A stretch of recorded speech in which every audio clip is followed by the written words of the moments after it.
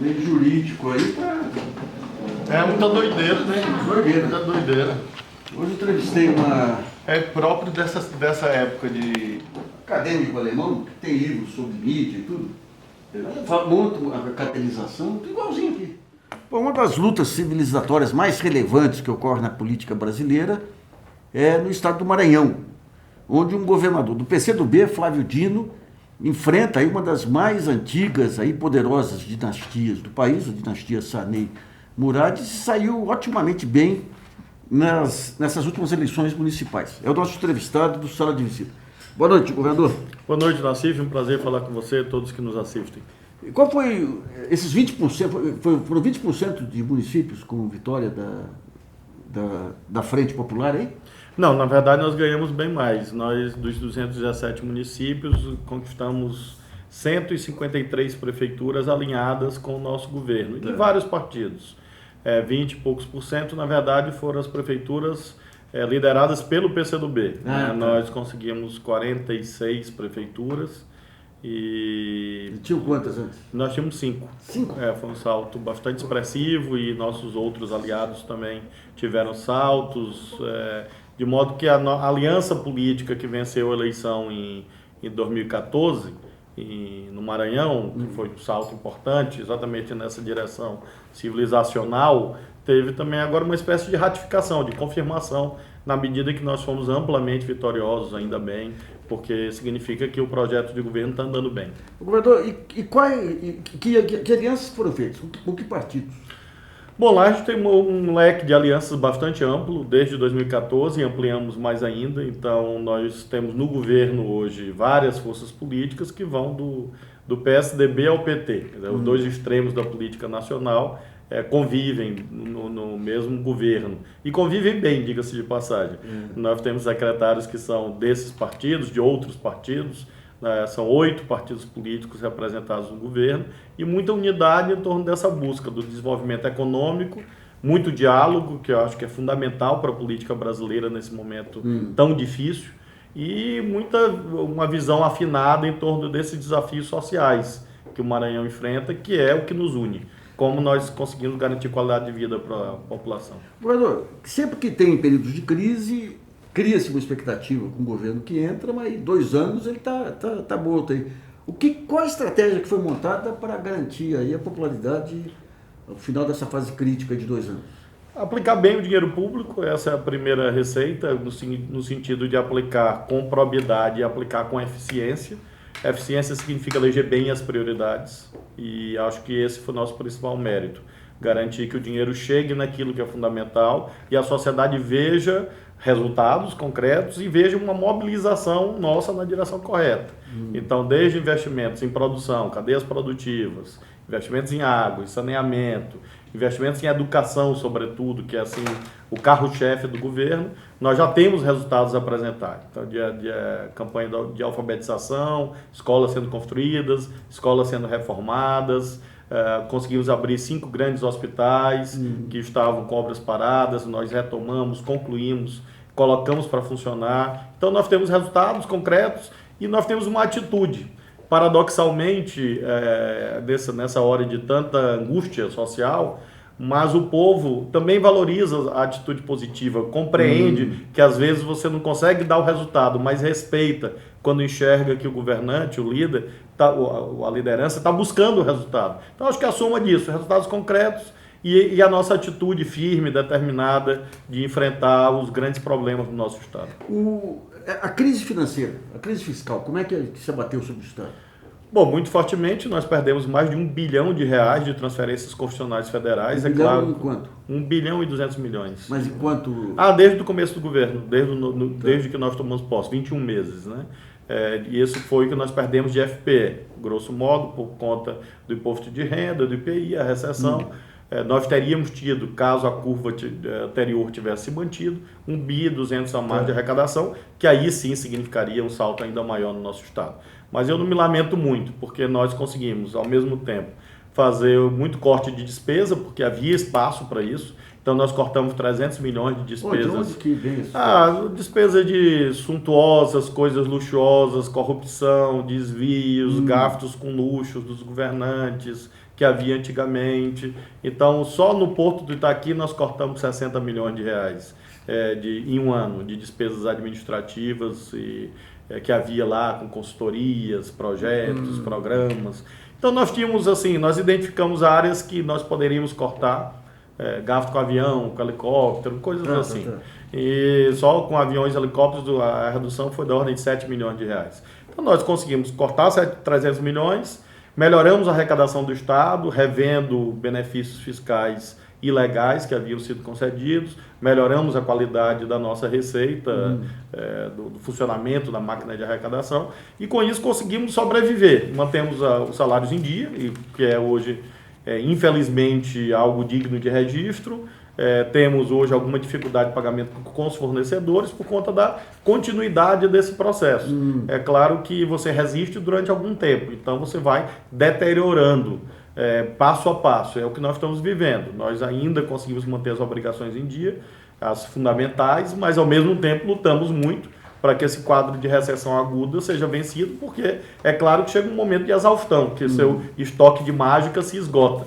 Eu digo sempre isto, nós temos ali um estoque que vai se esgotando, você vai tirando da cartola coelho, vai tirando as coisas, e chega um momento você olha, a cartola está vazia, né? Então nós temos feito muitas mágicas no terreno fiscal, mas ao mesmo tempo precisamos encher essa cartola, e para isso o Brasil precisa encontrar seu rumo novamente.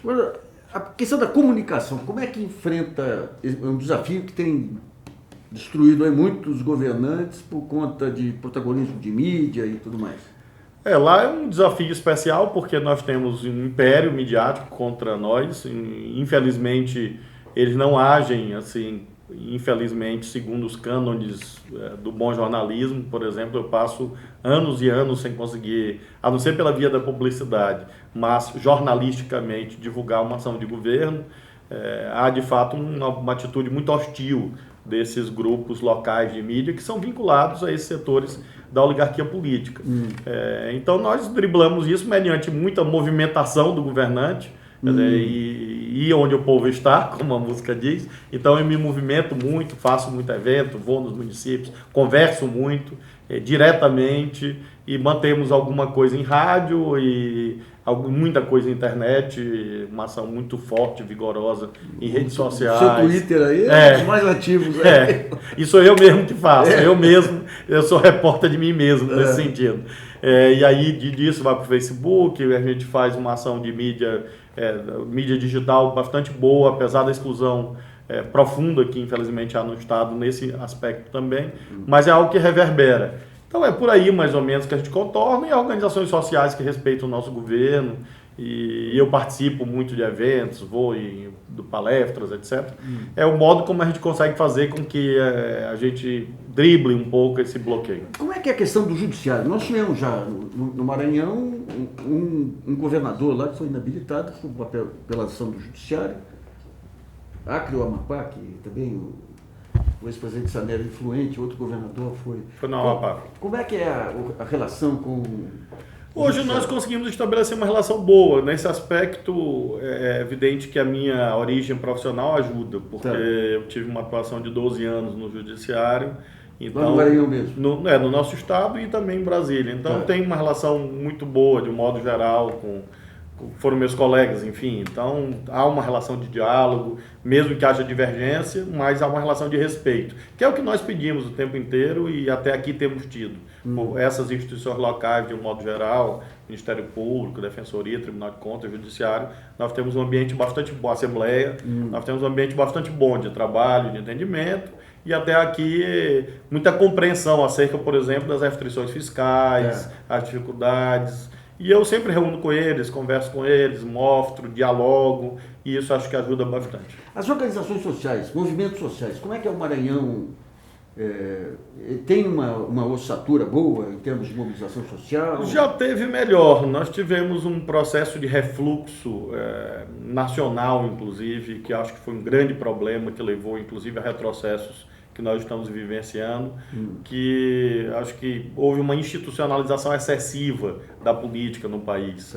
E acho que isso levou a uma debilitação geral da luta popular, da luta social, e isso se reflete, claro, também no nosso Estado. Eu tenho uma origem no movimento estudantil nos anos 80, então acompanho, depois fui advogado de sindicatos, então acompanho bastante a luta sindical popular, e houve, de fato, uma perda de perspectiva por uma série de razões, que demandaria uma longa entrevista, mas nós estamos também procurando, como governo, estimular um pouco a organização da sociedade. Ontem mesmo lançamos uma caravana estudantil, um projeto de incentivo à formação de grêmios estudantis nas escolas, com a UBS, com a UNE, fizemos uma atividade cultural com o Flávio Renegado, foi lá, esteve conosco, reunimos os estudantes, e eles que vão conduzir, a Secretaria de Juventude conduzindo, mas sobretudo o próprio movimento estudantil, as organizações estudantis, porque algum saldo tem que ficar de uma passagem pelo governo.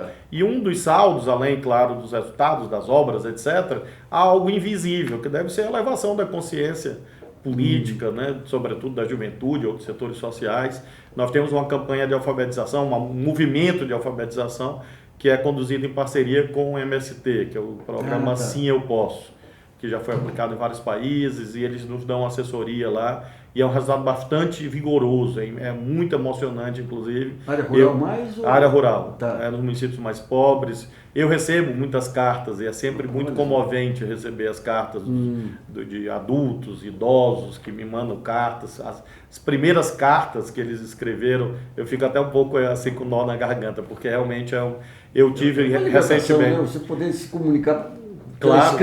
Claro, parece uma coisa banal, trivial, para quem é alfabetizado aos 4, 5 anos, né? Mas para quem se alfabetiza aos 50, 60 anos é autenticamente emocionante. Então nós temos uma interação com a Federação dos Trabalhadores da Agricultura, nós sempre dialogamos com eles, e também com o empresariado. Na primeira semana eu instalei o Conselho Empresarial, que se reúne mensalmente sob a minha coordenação direta, as principais entidades empresariais. Aí nós conversamos sobre os entraves de investimentos, medidas de estímulo fiscal, medidas de âmbito institucional, e isso funciona bem. Quais são os setores que podem alavancar aí a economia do Maranhão? Eu brinco sempre que Juscelino falava de 50 anos em 5, e eu falo de 4 séculos em 4 anos. Ou seja, nosso desafio é um pouquinho maior. Então, quando a gente olha a economia real do povo, essa economia que infelizmente se perdeu no final do século XIX, quando o Maranhão chegou a ter o segundo parque industrial do país.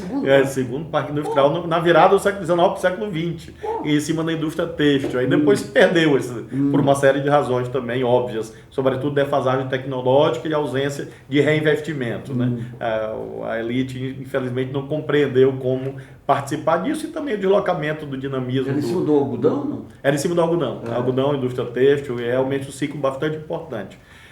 Isso se perdeu. Então a economia maranhense depende ainda muito das atividades da agricultura, pecuária, pesca, extrativismo. Então esse é um foco assim, determinante, dominante na nossa atuação econômica, estruturação dessas cadeias produtivas, incentivos, estímulos, apoio à comercialização, apoio a financiamento, fomento, desde o pequeno, do médio, dialogando com os grandes também, para também estimulá-los. E nós temos até a economia do século XXI, por isso que eu brinco que são os 4 séculos, porque nós procuramos exatamente aproximar isso, fazer com que o vetor logístico, que é muito poderoso no Maranhão, esteja a serviço do desenvolvimento dessas cadeias produtivas e não seja a economia de enclave, que é o que nós temos hoje. Então, nós temos 3 ferrovias e o maior complexo portuário do Brasil. Então, é por aí que nós tentamos aproximar uma coisa da outra, para, com isso, agregar valor na economia local. Pois é, como é que explica? Durante décadas aí, até em função do ex-presidente Sarney, Maranhão teve foi um lugar privilegiado para investimentos aí, Itaqui, a parte siderúrgica, a parte logística. Isso aí não se refletiu nos indicadores sociais de modo algum? Porque, na verdade, não houve governo capaz de fazer com que transformasse isso em ações que verticalizasse as cadeias produtivas. Na verdade, era a lógica do enclave, a lógica, portanto, concentradora. E, portanto, apenas geradora da exportação de commodities, que não deixam sequer receita tributária. É claro que é importante para o Estado ter a Vale e exportar o ferro que vem de Carajás. Isso ajuda na geração de empregos, por exemplo, a Vale ajuda em projetos sociais. Mas é insuficiente, obviamente. É importante ter soja, claro que é, tanto que as cidades onde há soja, milho, são as cidades que têm DH mais alto. Mas é muito importante também você conseguir industrializar e isto gerar, portanto, a expansão da cadeia do agronegócio, a montante e a jusante. E isso não foi feito. Então, foi exatamente isso que foi esse problema que levou a que, apesar dessa pujança em alguns setores, que eu chamo exatamente da economia do século XXI, a imensa maioria do povo viva com indicadores sociais do século XIX. E quais as ferramentas que o governo do Estado tem para estimular essa industrialização e esse fortalecimento das cadeias produtivas? Em primeiro lugar, um ambiente institucional que mudou muito, e isso é reconhecido por todos os empreendedores, ou seja, há um ambiente de diálogo e não um ambiente de busca de obtenção de ganhos individuais, privados, como havia anteriormente. Então, nós rompemos com essa ideia, governo é governo, mercado é mercado, e isso é poderoso no sentido de dar uma segurança jurídica, e isso tem se refletido, inclusive, em decisões de investimento.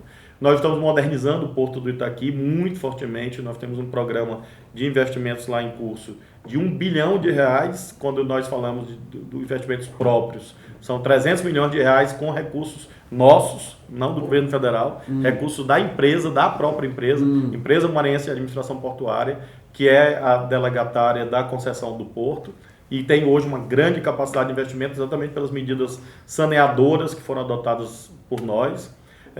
E aí tem os investimentos privados que chegam a R$1 bilhão e estímulos tributários, que são fundamentais para que a gente possa atrair novos empreendimentos. Infelizmente, é claro que isso hoje se dá muito lentamente pelo ambiente geral do país e do mundo, mas há uma movimentação, há uma mobilização bastante positiva em vários setores econômicos.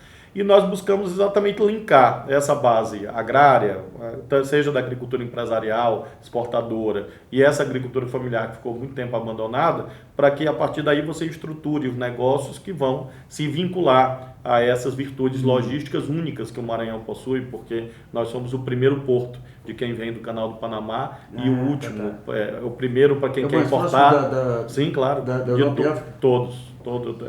Da Europa, do Canal do Panamá, portanto, da costa oeste dos Estados Unidos, via Canal do Panamá, e também do Sudeste Asiático, da Ásia. Então, nós somos o primeiro para quem quer importar e nós somos o último para quem quer exportar, chegando ao Canal do Panamá. As ferrovias levam até onde? Bom, nós temos desde a ferrovia Carajás, que vai até o Pará, que ela se cruza com a ferrovia Norte-Sul no município de Açailândia, e aí desce no sentido sul, que vem até praticamente Estrela do Oeste, quando nós, hoje até o estado de Goiás, mas o projeto chega até São Paulo, até Estrela do Oeste, e essa integração é muito importante, por exemplo, para pensar que em vez do navio trazer um container até Santos e ficar na fila, ele pode descarregar o container em Itaqui e colocar no trem e chegar ao Centro-Oeste, chegar a outras regiões do país. E a mesma coisa em relação à exportação, nós já exportamos muitos produtos que vêm não só do Maranhão, mas que vêm dos estados vizinhos, que vêm até do Mato Grosso. Então, realmente é uma rede logística muito especial, além de outros atributos. Nós, por exemplo, não temos problema que outros estados do Nordeste têm com água. Isso é muito significante. Como como existe em outros estados, não. É claro que há um período de escassez que, infelizmente, por uma série de fatores, tem sido mais agudo do que há décadas atrás, porém nada se comparando. Temos 13 bacias hidrográficas perenes, é muito diferente da realidade da maioria dos estados do Nordeste. Governador, e a questão da segurança, que acho que é um fenômeno que assola hoje, aí, particularmente o Maranhão também, né? Também o Estado sofre com isso. Nós temos hoje a atuação de quadrilhas interestaduais, por exemplo, que atuam no interior do Nordeste. E qual que é o produto dessa? Assalta banco. Assalta banco? Assalta banco, que é chamado Novo Cangaço. Então, assalta banco no interior do Maranhão, do Piauí, do Ceará, da Bahia, Pernambuco, são as mesmas quadrilhas. Então, esse é um desafio permanente. O desemprego e a recessão aumenta crimes contra o patrimônio, e praticamente todos os estados estão vivenciando isso, todos sem exceção, porque quando a construção civil é dizimada, como infelizmente foi, você gera desemprego em massa, exatamente de um trabalhador de menor escolaridade e que fica sem perspectiva, não significa dizer que o desempregado é bandido, claro que não. Mas aumenta a situação social, isso a direita penal não gosta de ouvir isso, acha que não existem causas sociais para criminalidade, mas... Nunca passaram fome, né? Pois é, mas a verdade é que nem a política de tolerância zero de Nova York ignorava que existem causas sociais, assim, nem a política de Medellín, ninguém ignora isso. Então, não significa dizer que o desempregado automaticamente vira ladrão, claro que não. Mas um ambiente social de pleno emprego diminui a violência estrutural da sociedade e, portanto, diminui a chance de haver o engajamento de jovens, por exemplo, no tráfico de drogas, como nós assistimos. Então, esse é um grande desafio. E o terceiro grande desafio da segurança pública no Estado ainda é o sistema penitenciário. Nós herdamos um sistema penitenciário caótico, totalmente desorganizado, desestruturado, rebelado, com atos bárbaros que são de conhecimento geral. E nós estamos lutando esse período todo, ampliamos vagas, humanizamos o que era possível, estamos reformando estruturas físicas, tentando melhorar o sistema, temos tido bons resultados até aqui, mas é claro que é um processo ainda em curso. Não é da noite para o dia. Do ponto de vista de modelo de gestão, foi feita alguma mudança estrutural na montagem das secretarias, da automatização? Não. Na verdade, o que há é um sistema muito determinado de monitoramento. Eu destacaria isso, ou seja, a visão de resultados, metas, cada secretaria tem o seu planejamento, que foi chancelado por mim, isso consta de uma ferramenta no âmbito da Secretaria de Governo, e eu faço um monitoramento pessoal, é assim que funciona. Então, o olhar do dono.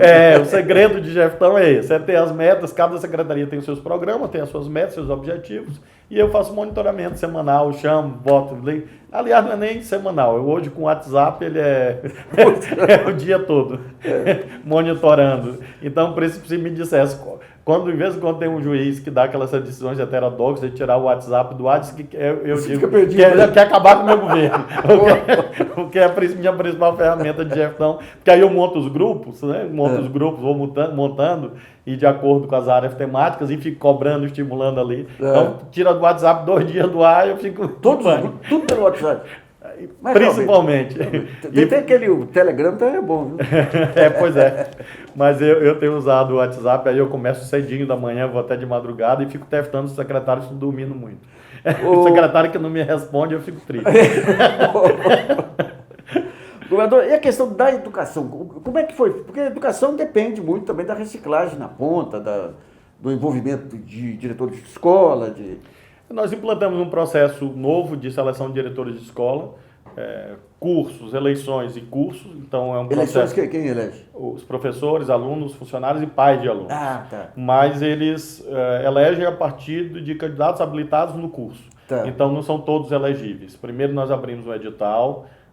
Há um curso de gestão escolar, os professores se inscrevem, eles fazem o curso, são aprovados, eles se tornam elegíveis. O que é gestão escolar? É só a parte administrativa ou entra a parte pedagógica? Não, basicamente a parte de gestão mesmo, administrativa mesmo, de metas, resultados, os programas que existem, como obter recursos para a escola, enfim, para ele ser realmente um bom gestor da escola. E falamos um pouco, claro, também da nossa concepção pedagógica. Tudo. Aí há os habilitados nesse curso de gestão, e aí eles se tornam elegíveis. 3, 4, 5 por escola. E aí há a eleição. Uma vez eleitos, há um outro curso para que eles possam obter a certificação definitiva, e aí eles tomam posse. Isso tem dado bons resultados, o envolvimento da comunidade escolar, um aumento da satisfação. Nós tivemos uma elevação do IDEB bastante expressiva, porque vinha de uma trajetória de queda. O nosso último IDEB das escolas de educação, do ensino médio, escolas estaduais de ensino médio, tinha sido 2,8. Nós conseguimos elevar para 3,1 em apenas um ano, com uma elevação de 10% praticamente, porque 2,8 para 3,1 é 0,3. Nós tivemos a segunda maior elevação do Brasil, em termos relativos. E vamos avançar mais. E aí nós pagamos o segundo maior salário hoje do país para os professores. Segundo maior salário? 5 mil reais inicial para o professor de 40 horas. Que não é um salário que eu diria assim, estupendo, mas é o segundo maior do Brasil, é um bom salário para a realidade local, é o que eu posso pagar também.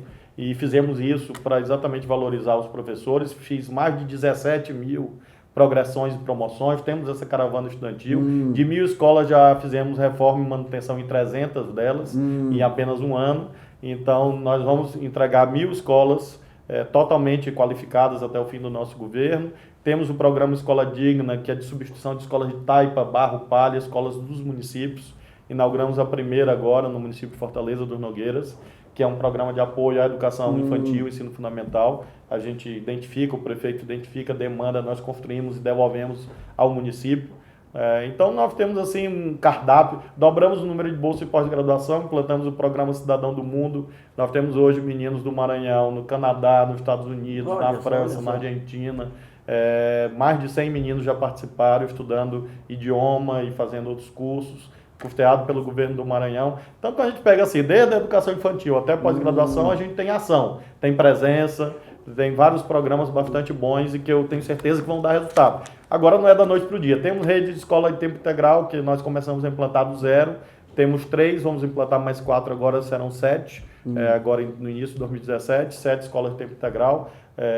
De educação tecnológica e mais 14 que não são de educação tecnológica, então nós teremos 21 escolas de tempo integral. Quando nós chegamos era zero escola de tempo integral. Então é um cardápio assim, bastante amplo de educação que vai nos dar IDEBs cada vez melhores. Uma coisa que surpreendeu aqui em São Paulo ano passado foi o envolvimento da rapaziada, dos estudantes com o ensino. Até desperdiçado, porque claro, não são, de alguma forma eles têm esse mesmo ímpeto da rapaziada aí, aproveitado lá no... Ainda não, eu te diria, na CEFIB, exatamente por isso que nós idealizamos esse projeto da caravana de grêmios, da caravana estudantil, exatamente para ativar isso, para criar uma espécie de controle social permanente. Tá. Porque tem coisas que é impossível a gente controlar. Às vezes tem resistências locais a processos de mudança. Às vezes os professores, infelizmente, às vezes o diretor, às vezes a própria comunidade estudantil. Então você tem que ter um mecanismo de controle social, não pode ser só institucionalidade.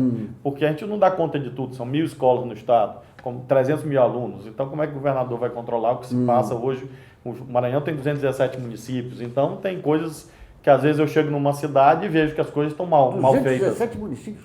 Puta, é grande, são 331 mil quilômetros quadrados. Então nós temos a 10ª maior população do país, então são 7 milhões de pessoas. Então, às vezes eu chego num município e vejo lá que a escola não está funcionando bem. Então você precisa ter mecanismos de controle social para além do nosso governo, que fica inclusive para outro momento, até para garantir a continuidade dessas políticas. O governador, essa PEC aí que vai limitar os gastos do governo aí, é uma ameaça à educação e saúde? Eu acho um grave erro, porque é uma ameaça ao Brasil, eu acho, em primeiro lugar, porque parte de uma perspectiva errada. O Brasil não precisa de menos Estado, precisa de mais Estado. É claro que o Estado é eficiente, mas precisa de mais Estado, porque as carências são enormes e a desigualdade vergonhosa. E não é o mercado que atende a isso. Aliás, quem diz isso são os liberais, né? Os liberais mais lúcidos. Não precisa ser marxista-leninista para acreditar nisso, né? Mesmo os liberais sabem que as instituições políticas são imprescindíveis para corrigir as assimetrias de mercado, né? A falsa concorrência, a concorrência imperfeita. Quer dizer, mesmo quem professa outros credos ideológicos sabe que a política é insubstituível. Às vezes finge esquecer, mas a política é insubstituível, o Estado é insubstituível.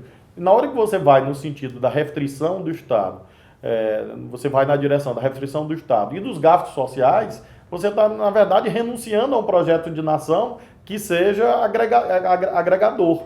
Porque na medida em que a nação é marcada por clivagens, rupturas, assimetrias, desigualdades, como é que você vai ter um projeto de cultura da paz, dos direitos humanos e de unidade nacional autêntica? É claro que o que vai prosperar na ausência do Estado é a concentração de renda, de poder, de conhecimento e a violência e o ódio entre brasileiros, como infelizmente a gente vê. Então é um projeto antinacional.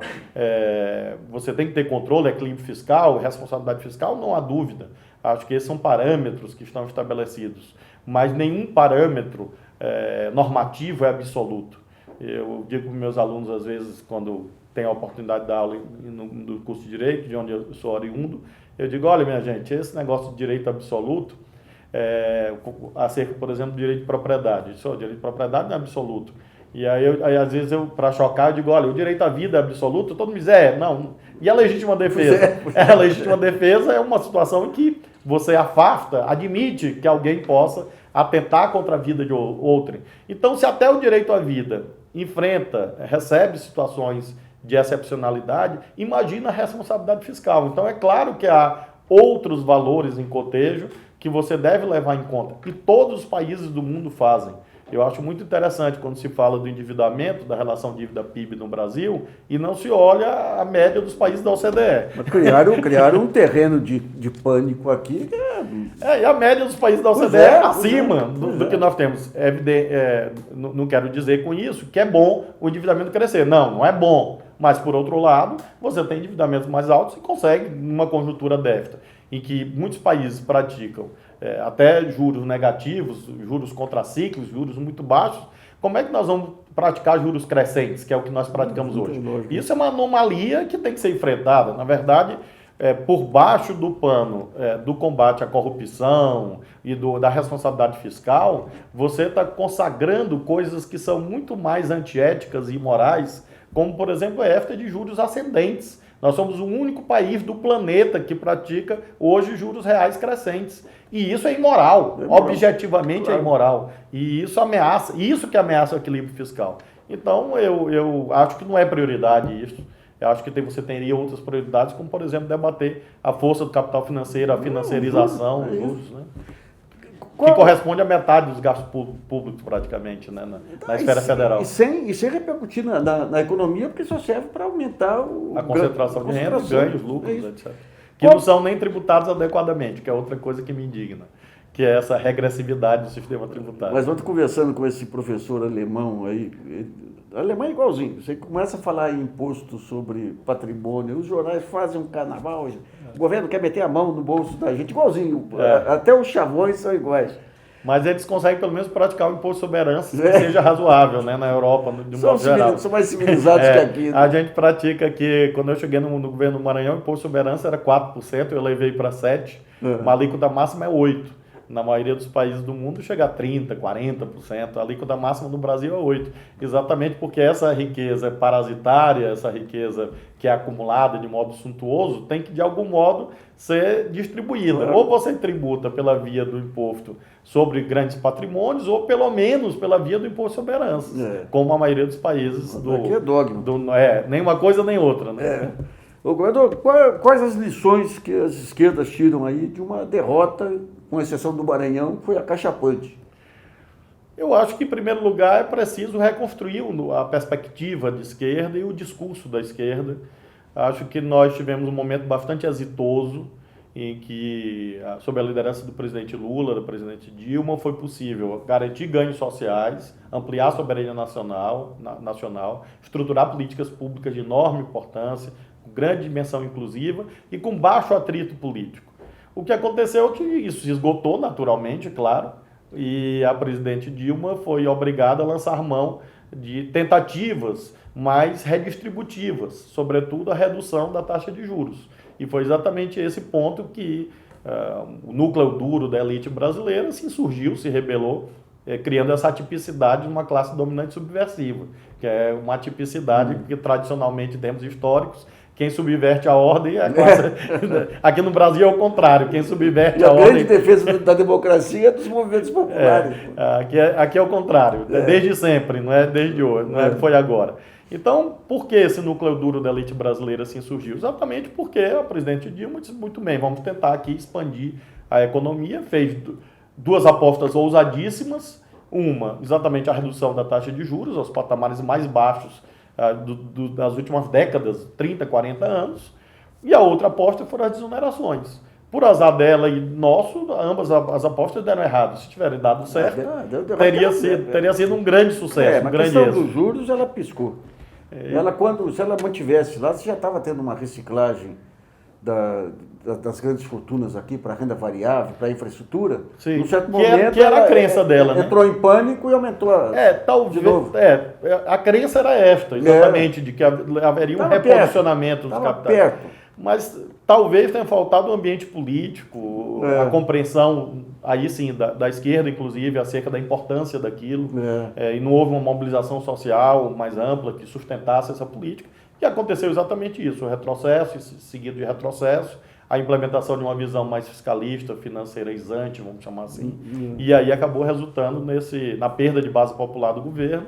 E a grande lição, portanto, é esta, em saber que existe luta de classes, que não é uma ficção, que você tem que procurar sempre atuar levando em conta que há interesses contraditórios na sociedade, buscar a mais ampla união possível em torno de um projeto de nação, não há dúvida, você não pode ser exclusivista, ter o monopólio da virtude e da verdade. E você tem que atualizar o seu discurso. Acho que a eleição de 2016 traz essa lição principal. Pautar mais claramente temas como igualdade de direitos, de oportunidades, a própria agenda dos serviços públicos, que foi ensaiada em 2013 e foi massacrada por uma outra agenda, que é um processo fantástico de apropriação de um movimento social que surgiu com uma agenda de esquerda, progressista, avançada, de universalização de serviços públicos, debate da mobilidade urbana, e acabou se transformando... Mas a esquerda ela jogou o mar, a rapaziada do movimento Passe Livre também, ela não entendeu aquele papel. E aí, acho que acabou tendo um papel determinante nesse desfecho negativo de 2016, seja em relação à consumação do impeachment, seja em relação ao mesmo resultado da eleição municipal. Como é que explica o PCdoB? O partido, apesar de não ser muito grande, foi ao longo de todas as votações, todos os embates, foi o que manteve mais a coerência. Como que se explica essa consistência do PCdoB? Primeiro, eu acho que em razão da longa história. A história ensina muito, há muito respeito à história do nosso movimento político, que é mais amplo do que o PCdoB, embora nós nos orgulhemos dessa longa trajetória de outras forças de esquerda, e por isso reconhecemos que não nos cabe apenas a nós a condição de guardiães dessa história, mas nos orgulhamos, desde a coluna Prestes, a fundação do Velho Partidão, que é o pai e a mãe de todas essas vertentes de esquerda que atualmente atuam no Brasil, até, claro, o nosso partido, depois desses 94 anos, que ensinam muito e há muito respeito à história e muito aprendizado com a história. Em segundo lugar, acho que aí o fato de não sermos um partido tão grande quanto o PT facilita também a busca de unidade, porque é um partido realmente de porte médio, na luta institucional, na luta social, e isso ajuda a ter um grande grau de unidade na nação. Eu acho que isso que explica o fato do PCdoB ter mantido uma atitude firme e agora um processo de revisão que a esquerda brasileira precisa passar. Acho que transita por essa capacidade, não só do PCdoB, como de todas as outras forças, mas sobretudo o PT, que foi, e vai continuar a ser a força hegemônica da esquerda brasileira, de reencontrar o seu caminho no duplo sentido. Primeiro, no sentido programático, não basta dizer fora Temer, não basta se dizer contra o golpe, isso é absolutamente insuficiente e as urnas mostraram isso. Num certo sentido, essa página foi virada pela sociedade, quer gostemos ou não, mas é uma derrota contabilizada. Foi o nosso 7-1, perdemos. Muito bem, você tem que reconhecer isso e fazer propostas em um programa que seja muito mais amplo do que puramente a denúncia. E, por outro lado, uma reestruturação institucional da esquerda. Acho que num quadro de defensividade não cabe nem torneio de superioridade moral, ou de pureza ideológica, saber quem é mais puro do que quem é traidor, quem não é. E acho que isso é realmente uma perda de energia. E buscar uma união mais ampla, inclusive para que a gente volte a ter capacidade de polarizar o chamado centro político, né? Que socialmente é o homem médio. Se você é confinado a 1/5 da sociedade, a 20% da sociedade, que grosso modo foi o tamanho que nós ficamos, né, São Paulo, Rio, Belo Horizonte, no país, se você é confinado a 20%, você não tem força polarizadora para atrair outros setores sociais para o seu ideário, para o seu campo político, que é o que nós estamos vendo, infelizmente, um isolamento atroz, que é capaz, por exemplo, sustentar até campanhas absurdas como essa de não deixe o Brasil no vermelho, tire o Brasil do vermelho, e isso não escandalizar ninguém, quando na verdade é um óbvio escândalo, porque significa a estigmatização, o uso do Estado para isso estigmatizar uma corrente de opinião. Por que que isso é possível? Ora, na hora que você vai para o gueto, que você vira o inimigo comum, que supostamente une a nação, nós vimos isso com os judeus, vimos isso agora com os imigrantes na Europa, E nós estamos vendo com essa história de quem usa vermelho. Eu continuo a usar gravata vermelha, porque sou realmente teimoso, persistente, mas você vai para um gueto político muito perigoso. Então é preciso, longe de radicalizar no sentido da sectarização, você tem que radicalizar como Lenin dizia, né? Você só radicaliza ampliando, você não radicaliza estreitando, porque quando você vai para o gueto, você é supostamente radical. E acho que também essa lição fica. Se você se isola, você é presa fácil para os interesses contraditórios, os interesses que estão objetivamente em contradição àquilo que vocês defendem. Então, acho que é um processo duro, difícil, doloroso, porque qualquer inventário de derrotas é sempre doloroso, mas ao mesmo tempo muito esperançoso, porque não me parece que será um ciclo muito longo de hegemonia à direita, né? Acho que até a internet ajuda, acho que essa velocidade alucinante da sociedade ajuda que os ciclos históricos sejam menos longos. Né? Menos longos. Agora, essa questão do estado de exceção, o reconhecimento de uma situação de estado de exceção lá pelo TRF-4, uma caça às bruxas aí na área federal, a imprensa com discurso de ódio reiterado, como é que, esse ciclo dura até quando? Dura enquanto a política estiver sendo negada tão vigorosamente como está hoje. Na verdade, o que nós temos é a hegemonia da antipolítica, que objetivamente é sempre de corte fascista. Não existe a hegemonia antipolítica. Imaginam alguém que se elege prefeito de uma cidade e diz que não é política, é gestor. Obviamente, essa negação da antipolítica, ela, na verdade, está negando a atividade fundamental de concretização de direitos, de universalização de cidadania e, portanto, é um discurso excludente. É porque diz assim, olha, eu sou outra coisa, eu sou técnico. Bom, nem Max Weber, que era o defensor do homem racional ocidental, deixou de considerar outros aspectos. Lá pelas tantas ele diz assim, olha, evitem ser hedonista sem coração e especialista sem espírito. Então imagina o seguinte, alguém que está na política pretende fazer aquilo que nem Weber imaginou, que alguém, uma espécie de Eichmann, né? Que é o Eichmann lá da Hannah Arendt, né? Então o cara vai chegar e vai dizer assim, não, meu papel aqui é colocar os trens daqui para acolá, e pouco me importa se dentro dos trens tem gente morrendo. Então, isso, obviamente, é uma visão muito negativa, anti-humanista e, portanto, de corte fascista. O que acontece hoje é que a política brasileira está vivendo um esvaziamento muito agudo, por conta exatamente da transferência da sua vitalidade para outras agências do Estado. Outras agências do Estado e da sociedade, né, os poderes de fato, né, o poder econômico, o poder financeiro, a elite, etc., em seu núcleo duro, e de outro lado, outras agências do Estado, marcadamente o Judiciário, o Ministério Público e Polícia, se apropriaram, esvaziaram a política completamente da sua energia vital. E na medida em que aconteceu isso, você perdeu a possibilidade de debater temas como este. Então, você naturaliza o absurdo, porque você não tem locus para iluminar o absurdo. O que tornou possível essa hiperjudicialização, esse ultraativismo, nunca visto antes na história brasileira e em nenhum país do planeta, salvo, excepcionalmente, numa outra nação? Exatamente a destruição desse locus próprio, em que os vários setores sociais podiam construir os seus pactos e expor suas visões, seus programas. Então, até quando dura o direito excepcional e essa construção ousada, eu diria, uma construção herética, uma construção teórica espantosa, porque é a negação da própria razão de ser do direito. Porque o direito, enquanto tal, ele busca a impessoalidade e a generalidade para exatamente te dar certeza, e dar certeza a nós todos, que quem está te julgando é um terceiro suprapartes, que é de onde você extrai a sua legitimidade. Por que o terceiro...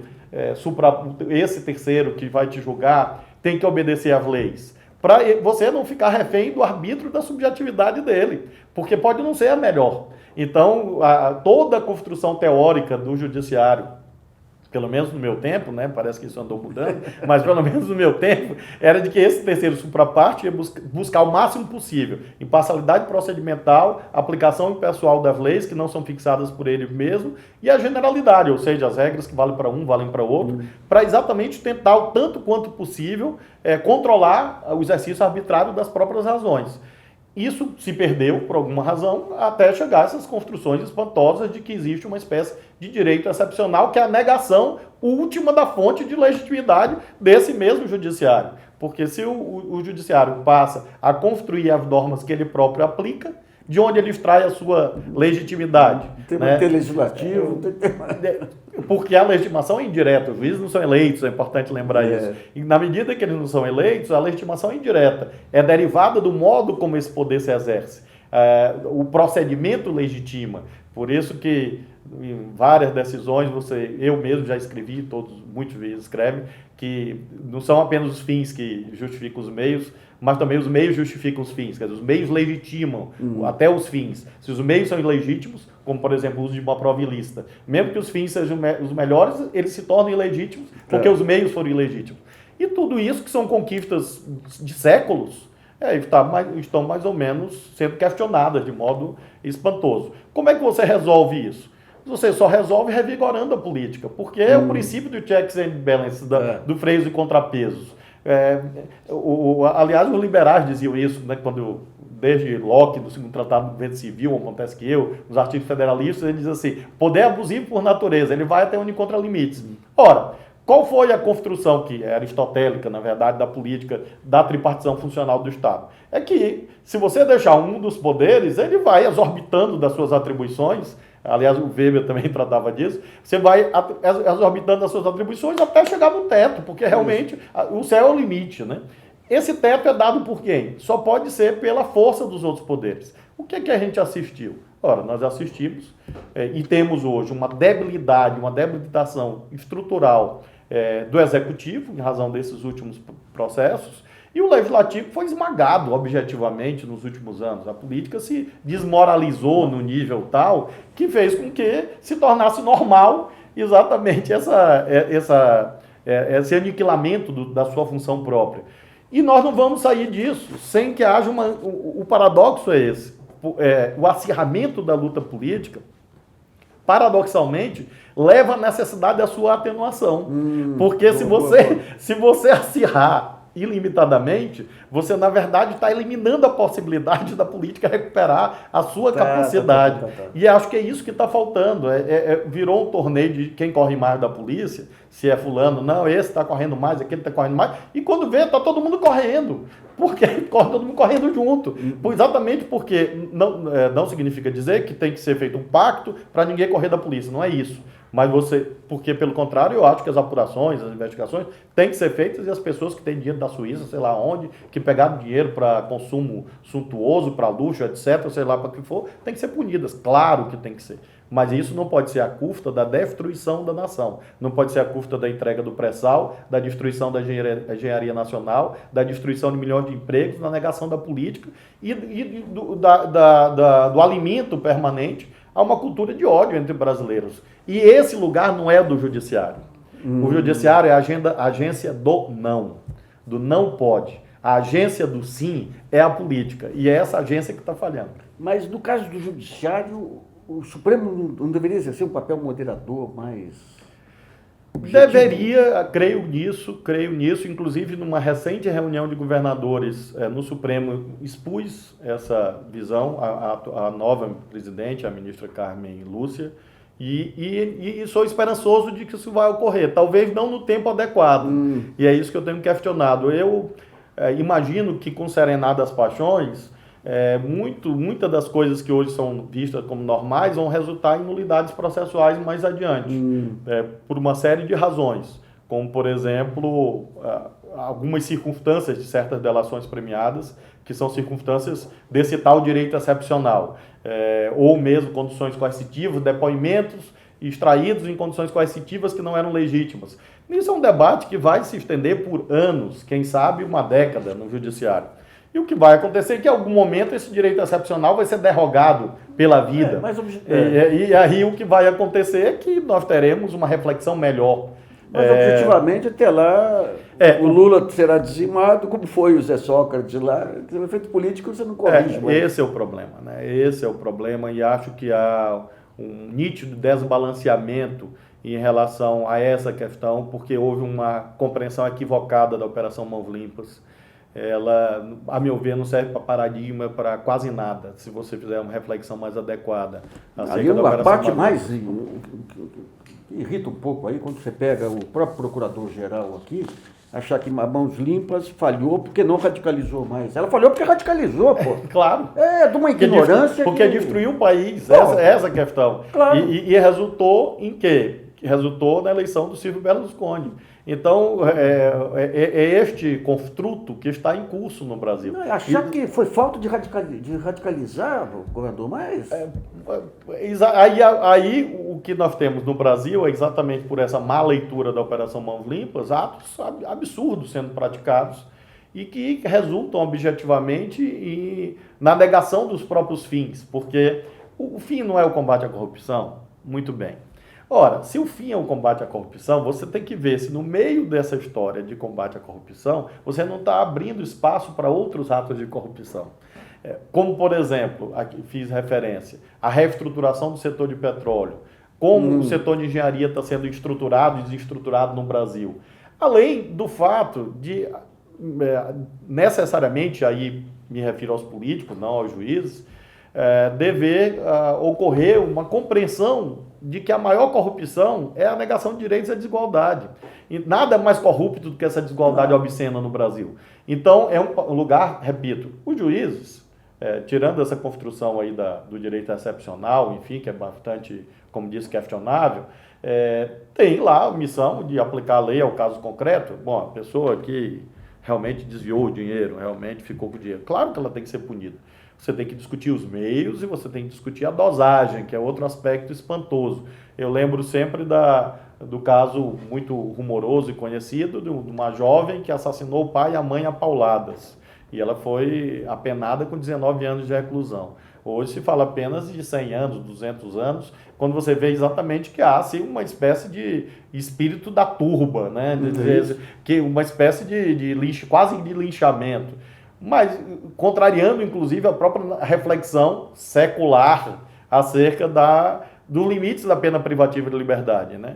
Eu acredito mais em outras penas do que propriamente penas privativas de liberdade longas, que servem para apenas satisfazer uma sanha punitiva, vingativa quase, e propriamente não serve para melhorar os padrões civilizatórios da sociedade. Quem disse isso foi Beccaria e outros tantos há alguns séculos atrás.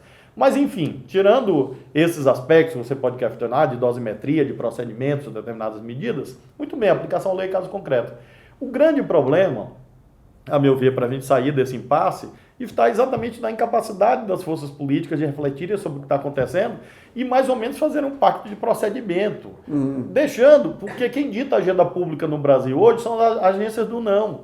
E as agências que deveriam construir alguma coisa, algum caminho, não consegue sair desse canto, né? Não consegue sair. E isso leva ao enfraquecimento também da esquerda, porque é muito difícil a esquerda prosperar num ambiente de total irracionalidade e guerra de todos contra todos. A história mundial mostra isso. Normalmente prevalece aí o discurso mais fácil. E o discurso mais fácil é o do ódio. O discurso do ódio vai, mata os vermelhos aí, vamos, a culpa é dos ciclistas, a culpa é desse Lula aí. Você simplifica, você encontra o alvo, né, o adversário, do seu discurso político, e você supostamente vai obter solução de problemas sociais vencendo este alvo, né? É o que está em curso no Brasil. A esquerda não pode e não deve fazer esse tipo de coisa, porque se fizer, deixa de ser esquerda. Né? Portanto, a gente precisa de um ambiente mais organizado de debate de ideias, para que a gente possa apresentar um novo projeto ao país.